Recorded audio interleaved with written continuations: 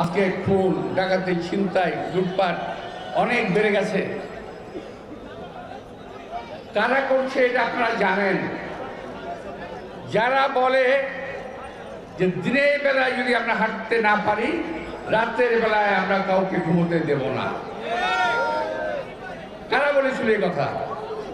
সেই দূর থেকে ভারতে বসে বসে আওয়ামী লীগের এই দালাল চক্র, আওয়ামী লীগের এই তথাকথিত নেতৃবৃন্দ যারা এই দেশকে লুট করেছে, এই দেশে মানুষকে খুন করেছে, এই দেশের সর্বনাশ করে ভারতে বসে আছে, ওরা ওই দেশে বসে বসে চক্রান্ত করছে কিভাবে এই দেশটাকে অশান্ত করা যায়।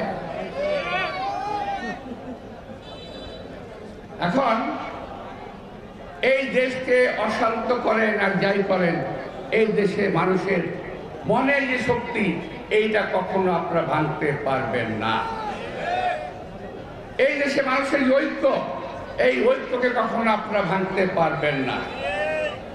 আজকে যে কথাটা বলতে যাচ্ছি আমি, যে এই দেশের মানুষ শান্তি চায়, এই দেশের মানুষ ভালো মতো বাঁচতে চায়, আপনারা এটা হতে দেবেন না।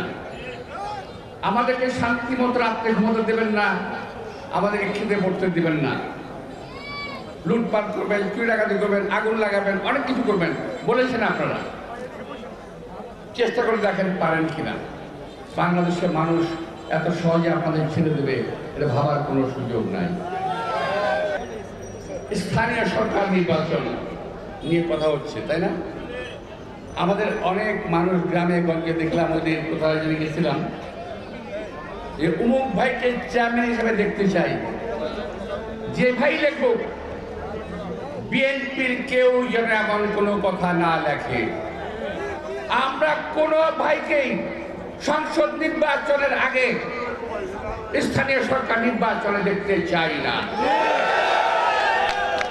সংসদ নির্বাচনের আগে বাংলাদেশে অন্য কোন নির্বাচন নয়। 17 বছর রাজপথে লড়াই করেছি, আমাদের 5,000 নেতা জীবন দিয়েছে, হাজার হাজার কর্মী আহত অবস্থায় আছে। আমার মতো লোক, আমি 13 বার জেল খেটেছি, এবং এই মঞ্চে যারা আছে সবাই মামলা খেয়েছে কম বেশি। এইটা স্থানীয় সরকার নির্বাচনের জন্য নয়, এটা সংসদ নির্বাচনের জন্য।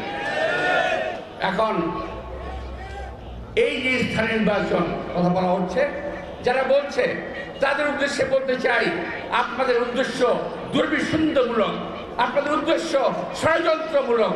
কোন পরিস্থিতিতেই দেশের মঙ্গলের জন্য এটা আপনারা চান না। আমরা চাই এই দেশের মানুষ, আমরা লড়াই করেছি গণতন্ত্রের জন্য, ভোটের জন্য, নির্বাচনের জন্য, সংসদ নির্বাচনের জন্য। আমরা স্থানীয় সরকার নির্বাচনের জন্য লড়াই করি নাই। যখন স্থানীয় সরকার নির্বাচন হওয়ার প্রয়োজন হবে তখন হবে, কোনো অসুবিধা নাই। কিন্তু এখন কেন প্রয়োজন? এখন প্রয়োজন হয়েছে, পিছনে একটা বিশাল ষড়যন্ত্র আছে। আমি আমার অবস্থান থেকে সেই ষড়যন্ত্রের কথা এই মুহূর্তে বলতে চাই না। আপনারা বুঝে নিয়েন, আপনারা বুঝে নিয়েন দেশে কি হচ্ছে। পত্রপত্রিকা পড়বেন, দেখবেন যে অনেক কিছু হচ্ছে। তার একটাই কারণ হলো এই কি বলে স্থানীয় সরকার নির্বাচন। স্থানীয় সরকার নির্বাচনটা হয়ে গেলে তাদের অনেক সুবিধা হয়, কারণ গ্রামে গঞ্জে পা ফেলার জায়গা নাই, বুঝছেন? বলে না পায়ের তলায় মাটি নাই। গ্রামে গঞ্জে অনেকের পায়ের তলায় মাটি নাই, তারা এই সরকার নির্বাচন করে পায়ের তলায় মাটি তৈরি করতে যাচ্ছেন। ঘোরার আগে গাড়ি জুড়তে হয় না, ঘোরার পরে গাড়ি জুড়তে হয়।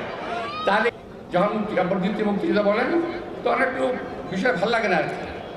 দ্বিতীয় স্বাধীনতা নয়, আমরা বাংলাদেশকে পরপর 2 বার স্বৈরাচার মুক্ত করেছি। একবার এরশাদকে মুক্ত করেছি 90 সালে দেশনেত্রী বেগম খালেদা জিয়ার নেতৃত্বে।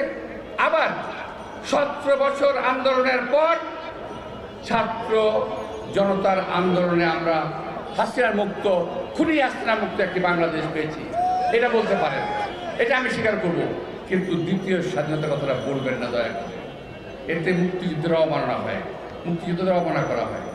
প্রিয় ভাইরা, এই সরকারের কাছে আমাদের দাবি দ্রব্যমূল্য কমিয়ে দেওয়ার জন্য, তাই না?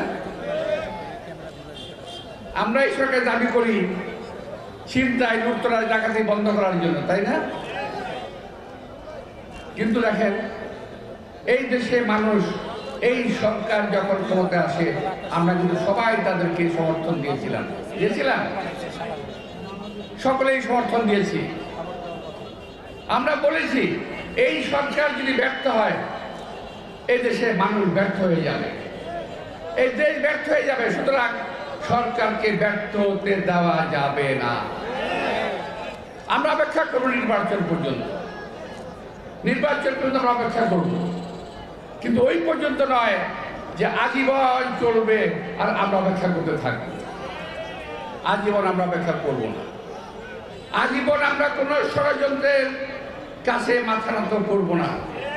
সকল ষড়যন্ত্রকে ইনশাল্লাহ আমরা মোকাবেলা করব। এক ভদ্রলোক তো বলেই ফেলছে ওই দিন, কি নাম ভদ্রের নাম হলো, নামটা বলি না, খামাখা আবার পত্রপত্রিকা আসবে, নাম ফেমাস হবে দরকার কি। পত্রিকায় লিখছে উনি নিজেকে বুদ্ধিজীবী ভাবেন এবং বলেন, আর রাস্তায় নামলে লোকরা 2 পয়সাও দাম দেয় না। 3টা ভদ্রলোক আছে, 3 জন মাত্র, বেশি না, তথাকথিত ভদ্রলোক। একজন বলেন বিএনপিকে ক্ষমতায় আসতে দেওয়া যাবে না, আরেকজন বলেন নির্বাচন যারা চায় তারা এই দেশের মঙ্গল চায় না।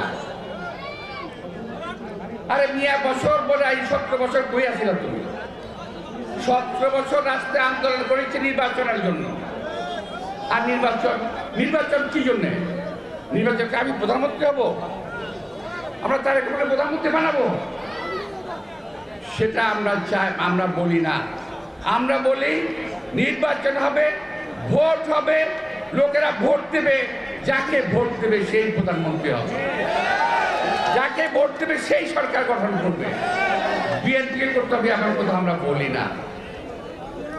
কিন্তু কেন জানি আপনারা ধরেই নিয়েছেন নির্বাচন হলেই বিএনপি ক্ষমতায় আসবে। ভাই, যদি আপনারা ধরে নিয়ে থাকেন তাহলে নিশ্চয়ই জানেন কারণটা কি। কারণটা হলো বিএনপি অত্যন্ত জনপ্রিয় একটি দল। এই দলে জনপ্রিয়তাকে ধ্বংস করার জন্য আজকে এক শ্রেণীর লোক মাঠে নেমেছে, তারা বিএনপির সুনামকে ধ্বংস করতে চায়। আমাদের নেতা তারেক রহমান বিদেশ থেকে বারবার বলেছে, হুঁশিয়ার করেছে যে দেশের এবং জাতির, দেশের মধ্যে শৃঙ্খলা বজায় রাখুন এবং কোন রকম অপকর্মে লিপ্ত হবেন না। অনেকেই আপনারা শুনছেন না, কিন্তু দলের বদনাম হচ্ছে।